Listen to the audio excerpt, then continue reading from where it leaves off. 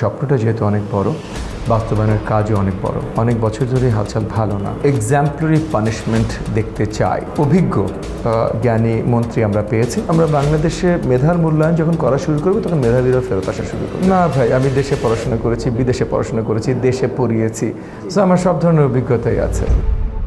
আলহামদুলিল্লাহ, অনেক করার অনেক কিছু আছে। বড় বিশাল বৃহত্তর একটা স্বপ্ন জনগণকে আমাদের মাননীয় প্রধানমন্ত্রী দেখিয়েছেন, যেটা বাস্তবায়নের জন্য আমরা কাজ করছি। সো স্বপ্নটা যেহেতু অনেক বড়, বাস্তবায়নের কাজও অনেক বড়, সো সেই কাজে এখন আমরা ব্যস্ত আছি। হালচাল কেমন এটা তো আসলে আপামর জনগণের কাছে পরিষ্কার। অনেক বছর ধরে হালচাল ভালো না।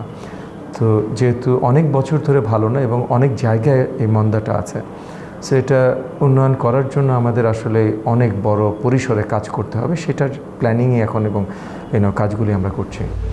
এই স্বপ্নগুলো তো আমরা বাস্তবায়ন করেছি। Need based education, career focused education, উচ্চশিক্ষায় রিসার্চ ওরিয়েন্টেশন, প্রাইভেট এন্টারপ্রাইজ বা কমার্শিয়াল সেক্টর এবং বিশ্ববিদ্যালয় বা এডুকেশন সেক্টরের সমন্বয়, এরকম অনেক কিছু আছে। সো আমরা ওভারঅল যে জিনিসটা করতে চাই, যে আগামীর যে আপনার অর্থনৈতিকভাবে এবং অন্য সব আঙ্গিকে সাকসেসফুল বাংলাদেশ যেটা গড়তে চাই, সেটার জন্য আমাদের শিক্ষা ব্যবস্থাকে উপযোগী করে তোলার প্রয়োজন। সেই কাজটা আমরা করছি। দেখেন, আমরা এক্সাম্পলারি পানিশমেন্ট দেখতে চাই, যেন এরকম গুরুত্বপূর্ণ জায়গাগুলোতে এরকম অনিয়ম, এরকম দুর্বৃত্তায়ন, এরকম করাপশন আমরা আগামীতে না দেখি। তো সেটার আইনি প্রসেস আছে, সেগুলোর ব্যবস্থা করতে আমরা চেষ্টা করছি। আমরা অনেক ধরনের ব্যবস্থা নিচ্ছি, এটা খুব শীঘ্রই আপনাদের সামনে আমরা প্রকাশ করব। না, আমরা একসাথে কাজ করছি। উনি ওনার অভিজ্ঞতার আলোকে, ওনার জ্ঞানের আলোকে, ওনার নিজের আপনার একটা ডক্টরাল ডিগ্রি আছে ভোকেশনাল এডুকেশনের উপরে, সো ওখানে ওনার অ্যাকাডেমিক নলেজও আছে। আবার উনি প্রতিমন্ত্রী হিসেবে দায়িত্ব পালন করেছেন 5 বছর, সেখানে অভিজ্ঞতা আছে। এবং প্রতিমন্ত্রী হিসেবে দায়িত্ব পালন করবার পর 20 বছর দেখেছেন কোন জিনিসগুলো ভুল হয়েছে, কারণ অভিজ্ঞতার আলোকে দেখতে পেরেছেন। ওই 20 বছরও যখন উনি দায়িত্বে ছিলেন, সেটারও একটা বড় অভিজ্ঞতা আছে। সো সেখান থেকে আমাদের নেবার অনেক কিছু আছে। আমরা অত্যন্ত ভাগ্যবান আমি বলে মনে করব যে আমাদের মন্ত্রণালয়ে এরকম অভিজ্ঞ জ্ঞানী মন্ত্রী আমরা পেয়েছি। সো একসাথে আমরা দুজন যখন কাজ করছি, আমি আশাবাদী যে আমি ওনার কাছ থেকে অনেক কিছু জানতে শিখতে পারবো এবং একসাথে আমরা অনেক পজিটিভ চেঞ্জেস আনতে সক্ষম হব। বিশ্বব্যাপী the best and the brightest usually শিক্ষকতায় যায় না। হ্যাঁ, আপনি বিশ্ববিদ্যালয়ের কথা বলতে পারেন, এটা আসলে শিক্ষক না, তারা অ্যাকাডেমিক্স। যেমন আমিও একজন অ্যাকাডেমিক, তো তাদের মেইন কাজ থেকে রিসার্চ, ক্লাসরুমে পড়ানো একটা সেকেন্ডারি কাজ তাদের থাকে। বেস্ট অ্যান্ড দ্য ব্রাইটেস্ট একাডেমিতে যেতে পারে, শিক্ষকতা usually best and the brightest যায় না, মানে উন্নত দেশগুলোতেও। আমাদের দেশে যেটা প্রবলেম হয়েছিল যে আমরা বেসিক মূল্যায়ন করতে পারি না।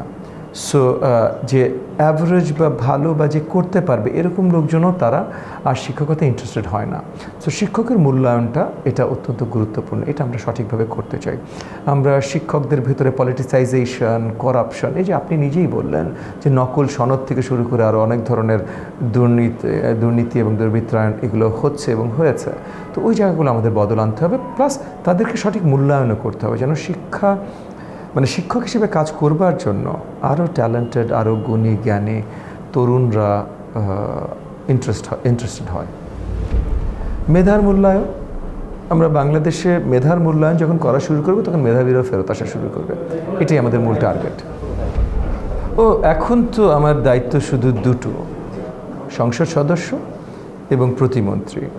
সংসদ সদস্য হিসেবে ঢাকা 13 মানে আমাকে যারা ভোট দিয়ে বেছে নিয়েছে তাদের জন্য, তাদের সেবায় নিয়োজিত থাকে। আর একই সাথে মাননীয় প্রধানমন্ত্রী দায়িত্ব দিয়েছেন আপনার শিক্ষা মন্ত্রণালয়, সো বাংলাদেশের শিক্ষা ব্যবস্থা এটার উন্নয়ন নিয়ে কাজ করা। তো এই দুই কাজেই ব্যস্ত। এই দুই কাজে 24 ঘন্টা চলে যায় ভাই, আর অন্য কোনো কাজের জন্য 24 মিনিট খুঁজে পাওয়া যায় না।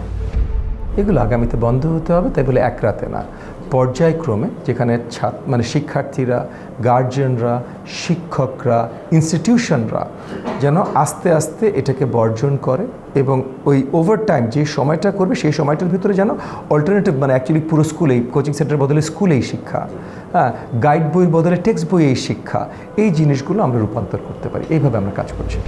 না ভাই, আমি দেশে পড়াশোনা করেছি, বিদেশে পড়াশোনা করেছি, দেশে পড়িয়েছি, সো আমার সব ধরনের অভিজ্ঞতাই আছে। আর শুধু পড়ানোর অভিজ্ঞতা দিয়ে আসলে শিক্ষা ব্যবস্থা চেঞ্জ হয় না।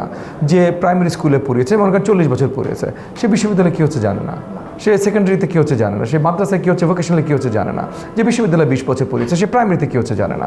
সো আপনি বললেন একজন শিক্ষক বা একজন এখানে পড়েছে, তার না, it doesn't work this way.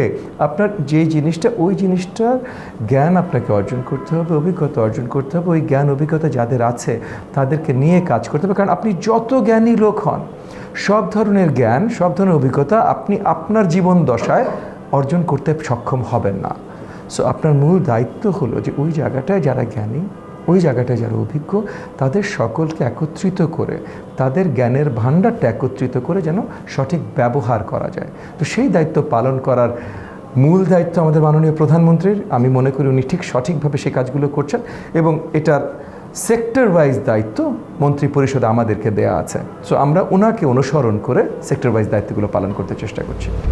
এটা এটা এটা এটা এটা দুদিকে আছে। অনেক শিক্ষক আছে এই ধরনের শিক্ষক, আবার অনেক শিক্ষক আছে তারা আসলেই আপনার সঠিকভাবে নিষ্ঠার সাথে ক্লাসরুমে নিয়োজিত। এই ধরনের শিক্ষক যারা আছে তাদের প্রতি আমার আহ্বান থাকবে যে শিক্ষক হতে হলে আসলে ক্লাসরুমে ফেরত আসা, শিক্ষকতার দিকে যান। আপনি কোন প্যানেলের কিসের, আপনি কোন পরিষদের, এসব পরিচয় আপনার পরিচয় না। আপনার পরিচয় শুধু শিক্ষকতার পরিচয়, সেটা দিয়ে থাকুক। সব কিছুই চ্যালেঞ্জ। শিক্ষা ব্যবস্থার যেহেতু বেহাল অবস্থা, সব কিছুই যেহেতু বদলানোর প্রয়োজন আছে এবং বদলানো আবার এটা এত বড় একটা জিনিস যে হুটহাট কিছু বদলানোও যাবে না। সময় নিয়ে অনেক পাইলটিং করে, টেস্টিং করে তারপর করতে হবে। সো সব কিছুই চ্যালেঞ্জ। এই চ্যালেঞ্জগুলো মোকাবেলা করার জন্য আমরা প্রস্তুত ইনশাআল্লাহ।